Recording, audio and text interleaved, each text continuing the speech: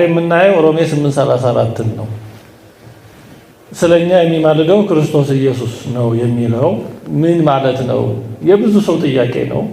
እንዳለመታደል ሆኖ መጽሐፍ ቅዱስ አንድ ቃል ወይ ይሄ ጥቅስ የሆነ እስኪመስል ድረስ ብዙ ሰው የሚያውቀው ወይ የሚሰማው ይሄን ጥቅስ ነው።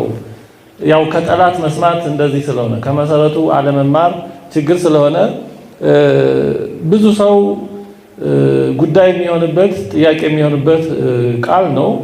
ቃሉ የእግዚአብሔር ቃል ነው። በሚገባ አለ መጽሐፍ ቅዱስ ላይ ያለ የእግዚአብሔር ቃል ነው። ቅዱስ የእግዚአብሔር ቃል ነው። በእግዚአብሔር ቃል ውስጥ እነሆ ባልተጻፈ የምንለው የለም። የተጻፈው ለኛ ጥቅም ነው። እንዲጠቅመን የተጻፈ የእግዚአብሔር ቃል ነው። እንድንሰናከልበት የተጻፈ የእግዚአብሔር ቃል የለም። ስለዚህ ታዲያ ምን ማለት ነው? ስለኛ የሚማልደው ክርስቶስ ኢየሱስ ነው ማለት ምን ማለት ነው የሚለውን እናይና መካከለኛ የሚለውንም አብረን እናያለን። ምናልባት ጊዜ ከተረፈ ሌሎች ተረፍ ጥያቄዎችን እናያለን። አለዛ ዛሬ ይሄንን ለማየት እንሞክራለን። ምን ማለት ነው ስለኛ የሚማልደው ክርስቶስ ኢየሱስ ነው ማለት? እንግዲህ መጽሐፍ ቅዱስ ውስጥ ጠንከር ያሉ ሐሳቦች አሉ። ማንም ሰው የሚረዳቸው ሐሳቦች አሉ። አንድ አባ ሴሬኔዎስ የተባለ ቤተክርስቲያን አባት መጽሐፍ ቅዱስን ይላል እንደ ሰፊ እርሻ ነው ይላል። ብዙ አይነት ሰብሎችን እንደሚያፈራ እርሻ ነው ይላል። እንደዛ አይነት ሰብል ይላል እንደዛ አይነት እንደዛ አይነት ማሳ 3 ወይም 4 አይነት ሰብሎችን ያፈራል ይላል። አንደኛው በጥሬያቸው ሊበሉ የሚችሉ ልክ ሳይበስሉ በእሸትነት ሊበሉ የሚችሉ ያፈራል። ሁለተኛ ደግሞ ካልበሰሉ የሚያሙ አይነቶችንም ያፈራል። ሶስተኛ በጥሬው የሚበሉ በስለው የሚበሉ ያፈራል። አራተኛ ደግሞ ለእንስሳት የሚሆን መኖም ያፈራል ይላል። መጽሐፍ ቅዱስ እንደዚህ አይነት ነው። ልክ በጥሬው ሳይበስሉ በእሸት ሊበሉ እንደሚችሉ ሁሉ አይነት እጽዋት ሰብሎች እንዳሉ ሁሉ መጽሐፍ ቅዱስም ላይ ትርጓሜ የማያስፈልጋቸው ቀጥታ ግልጽ የሆኑ ሐሳቦች አሉ። ለምሳሌ አትግደል ግልጽ ነው። አትግደል ነው። ምንም ብዙ ማብራሪያ ያስፈልገው በቃ ዋናው እሱ ነው። ከኔ በቀር ሌላ አምላክ አታምልክ ግልጽ ነው። ይሄ ብዙ ማብራሪያ ያስፈልገው በቃ ግልጽ ነው። እንደዚህ ያሉ ግልጾች አሉ።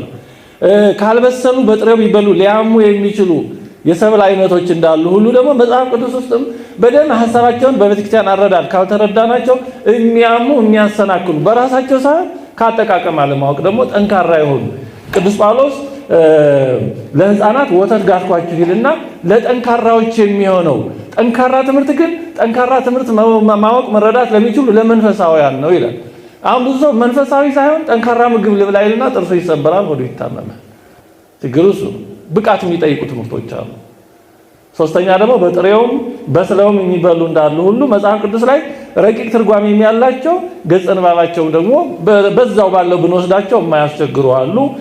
እንደዚህ አይነት ነው እና መጽሐፍ ቅዱስ ውስጥ ካሉት ጠንካራ ትርጓሜ ከሚፈልጉ መብሰል ከሚፈልጉ አብስሎ መብላት ከሚፈልጉ ሐሳቦች መካከል ነው ይሄ ስለኛ የሚማልደው ክርስቶስ ኢየሱስ ነው ያለው። ያን ከፍ ባለ ብቃት የተጻፈ ሐሳቡ ወደዛ የሚወስድ ስለሆነ ነው። እሺ አሁን ጉዳዩን ወደ ማየት ነው። በመድኃኒታችን ኢየሱስ ክርስቶስን በተመለከተ በአዲስ ኪዳን የተጻፉ ነገሮች ሁለት መሰረታዊ ነገሮችን ታሳቢ ባደረገ ሁኔታ የተጻፉ ናቸው። መጽሐፉ እንደዚህ አይደለም። ይሄን ቤተክርስቲያን ነው መስማት ያለው። ቤተክርስቲያን መጽሐፍ ቅዱስን የምትተረጉመው ሰዓት መጽሐፉን ራሱ ይሄ ነው የኔ መጽሐፍ ብላ ለይታ ሰፍራ ቆጥራ ለይታ የሰጠችው ቤተክርስቲያን ናት። ቤተክርስቲያን ነች መጽሐፍ ቅዱስን የሰራችው። መጽሐፍ ቅዱስ አለ ቤተክርስቲያን ነው የሰራ። ሰዎች መጽሐፍ ቅዱስ ከየት እንደመጣ ሳያውቁ ዝም ብለው እንደ መንገድ ላይ ስጦ ገለጥ እያደረጉ ነው ተገልጠው ባለው ይሆን ነው ይባሉት። ስለዚህ መጽሐፍ ቅዱስ ስለ ጌታችን ሲናገር ሁለት በጣም መሰረታዊ የሆኑ ነገሮችን ታሳቢ ባደረገና እነሱን በሚገልጽ ሁኔታ ነው የተጻፈው የሚነግረን።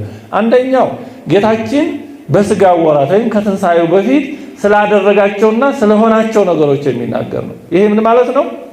ጌታችን በእመቤታችን ማህፀን ከተጸነሰ ከጽንሰቱ እስከ ትንሣኤው ያደረጋቸው ነገሮች ለቤዛነት፣ ለመድኃኒትነት፣ ለአርአያነት ያደረጋቸው ስለሆነ ልዩ ጊዜ ናቸው። መዋዕለ ሥጋዌ የምንለው ማለት ነው። ከዛ በፊትም ያላደረጋቸው ከዛም በኋላ የማያደርጋቸው ናቸው። መጸነሱ አይደገምም፣ መወለዱ አይደገምም፣ መራቡ አይደገምም፣ መጠማቱ አይደገምም፣ ማዘኑ አይደገምም። በአይሁድ እርኩስ ምራቃቸውን እንትፍ መባሉ አይደገምም። ግን አንድ ጊዜ ስለኛ አድርጓል። ለዚህ ነው ዮሐንስ ሊያጠምቀው ሲል ምሕረት ሰፍቅድ እንዴ ዮሐንስ እኔ በአንተ ልጠመቅ ያስፈልገኛል እንጂ አንተ በእኔ ልትጠመቅ እንዴት ብሎ ሲደነቅጥ አይደለም። ምሕረት ሰፍቅድ አንድ ጊዜ ፍቀዳል፣ አይደገምም። አንድ ጊዜ ግን ጥምቀትን ለመባረክ ለመሳሰለው ነገር ያስፈልጋል። ስለዚህ አንድ ጊዜ ያደረገው ነገር ከየት እስከ የት? ከጽንሰቱ እስከ መቼ? እስከ ትንሣኤው፣ እስከ ዕርገቱ። ስለዚህ መድኃኒታችን ኢየሱስ ክርስቶስ በማኅፀን የጀመረውን ማዳን ለመፈጸም በዚህ ዓለም ሰው ሆኖ ፍጹም ሰው ሆኗልና፣ ፍጹም አምላክ ፍጹም ሰው ሆኗልና ከዚህ የተነሳ ያደረጋቸው ነገሮች ይሄ በሥጋ ወራት ያደረጋቸው በመዋዕለ ሥጋዌ ያደረጋቸው ነገሮች ናቸው። ይሄ አንዱ መሰረታዊ ነገር ነው። ሌላው ደግሞ ከትንሣኤ በኋላ ያደረጋቸው ነገሮች አሉ። ከትንሣኤ በኋላ ዘላቂው ነው፣ ቀጣዩ ነው። ከተነሳ በኋላ ሞትን ድል አድርጎ ከተነሳ